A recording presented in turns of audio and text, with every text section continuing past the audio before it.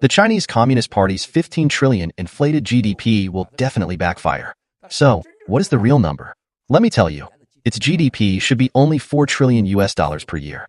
The CCP is using this $4 trillion to feed its so-called 1.4 billion people, or should say 1 billion. Tell me how the people can survive. How can the CCP maintain its stability? How much does it cost to maintain its domestic stability every year?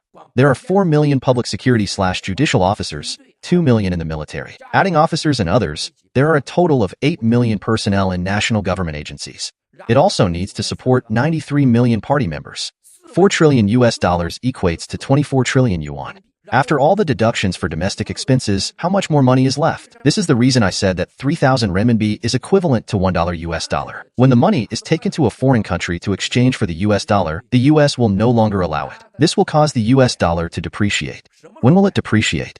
That is when the world is in financial crisis. Hi, CCP, let me settle this number for you. Americans invest $2.3 trillion in Chinese finance, own more than $1 trillion in national debt, and invest nearly $2 trillion in financial products.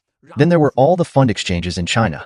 The capital pool of currency exchange between the two countries is about $2 trillion.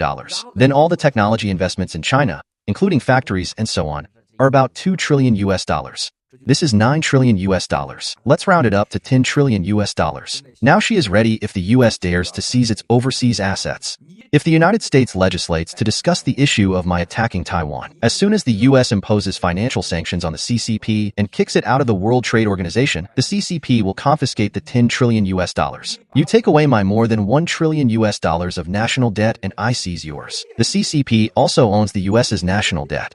The US also bought the national debt of China. The confiscation of all your investments, valued at $10 trillion will occur. Then, in Hong Kong, it probably adds up to $1 trillion in total. We just count it as a total of $10 trillion, which is large enough. As far as Hong Kong and mainland China are concerned, the $10 trillion investment in China has helped China and supported a GDP of more than $10 trillion every year.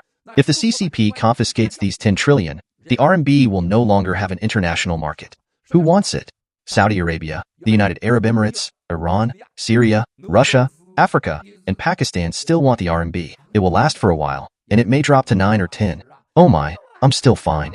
But in the next split second, it will go down. And in this 1 second, it will change from 100 to 1,000, and from 1,000 to 300. This must be the end of the RMB. This must be the ending. Let's wait and see. Once its $10 trillion are shattered, the US will have no other choice but to kick all the CCP's assets out of its financial system and seize all its assets.